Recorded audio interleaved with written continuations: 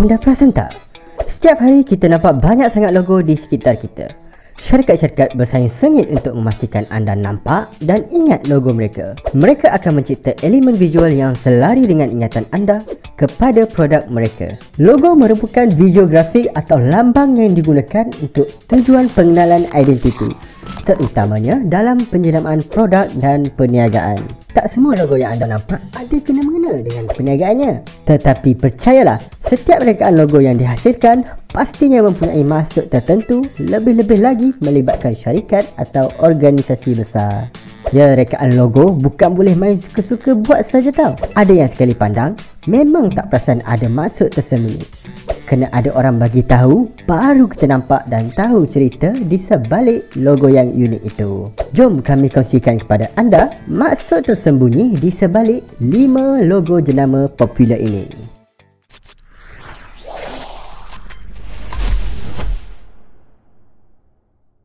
Logo yang pertama iaitu Starbucks. Siapa tak kenal Starbucks? Nama yang tidak asing lagi bagi jenama kopi yang beraroma menarik untuk gaya hidup urban dengan menawarkan minuman kopi premium kepada penggemar kopi. Tapi, bagaimana terhasilnya nama Starbucks?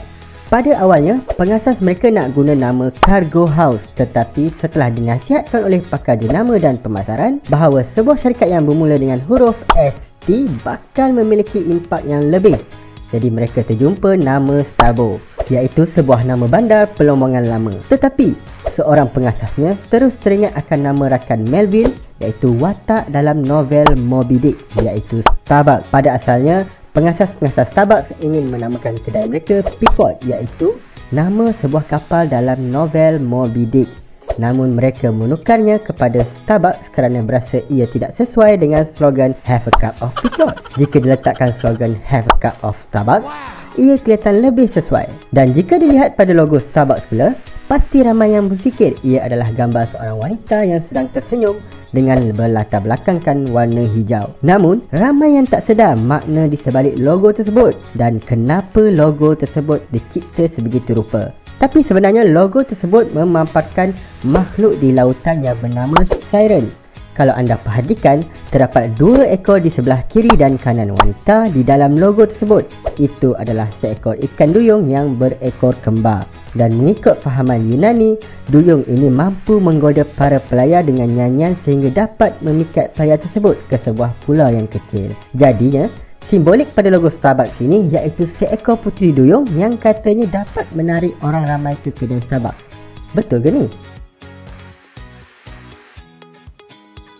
Yang kedua iaitu Hershey's Kisses. Kalau sebut Hershey's Kisses, mesti terbayang coklat yang enak kan?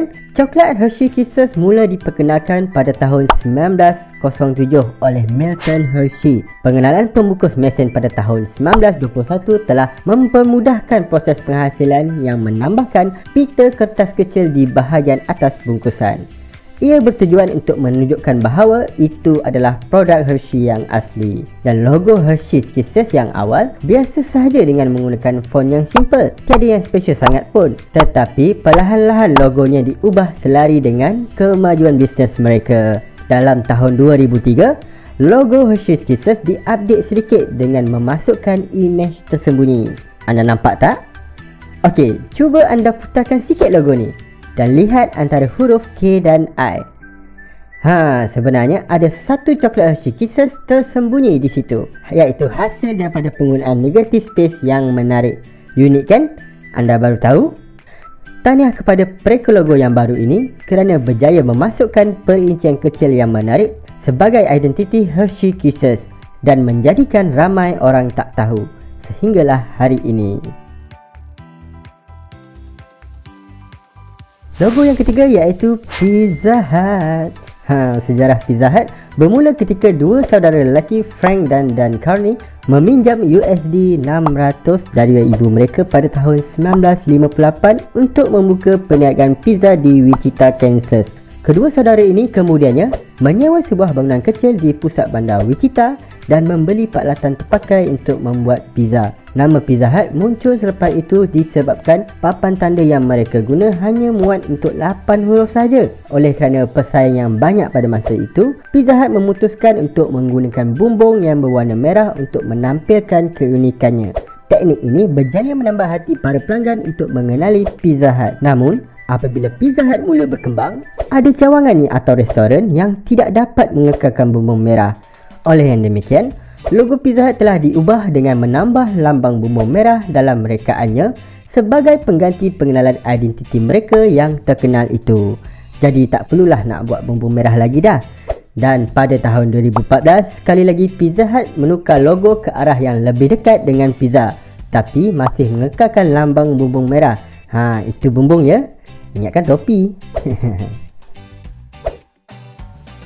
Logo keempat iaitu Domino's Pizza. Terdapat kisah menarik di sebalik logo syarikat pizza terkenal ini. Dalam tahun 1960-an, seorang usahawan, Tom Monaghan, membeli sebuah restoran pizza dikenali dengan nama Domino's Pizza. Tetapi, pemilik asalnya tidak membenarkan Tom untuk menggunakan nama Dominic. Waktu itu, Tom tidak mempunyai modal untuk meminta nasihat pakar jenama dan perniagaan. Jadi, Tom membincang dengan stafnya, salah seorang mencadangkan nama Domino. Tom suka dengan cadangan ini kerana nama tersebut tidak lari jauh dari nama asal. Dominic jadi Domino. Simple kan? Tom mempunyai idea menarik dengan logo dan nama Domino tersebut.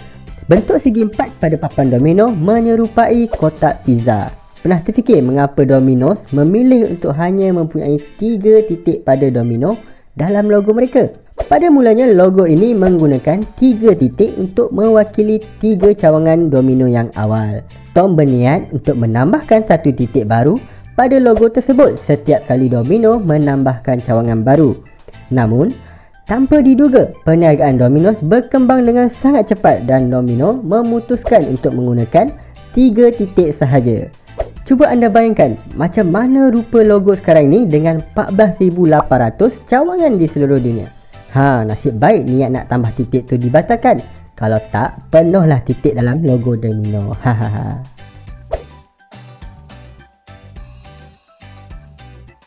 Logo yang terakhir iaitu Pepsi. Pepsi sangat terkenal di seluruh dunia dengan minuman air berkarbonat. Namun, apa yang menarik adalah rahsia di sebalik logo Pepsi ini. Awalnya jenama ini menggunakan nama Bread Drink, tetapi kemudiannya ditukar kepada Pepsi Cola kerana minuman ini mengandungi pepsin, sejenis enzim penghadaman dan kacang cola. Pepsi pernah terkenal sebagai minuman kekacang. Untuk bersaing dengan Coca-Cola, Pepsi memperkenalkan warna biru, merah dan putih dengan elemen bendera berkibar untuk menunjukkan semangat patriotik kepada Amerika. Ternyata taktik ini memberi impak yang besar kepada pasaran Amerika. Dengan 3 warna utama yang tidak berubah ini, logo Pepsi sebenarnya telah memasuki 11 kali pembaharuan.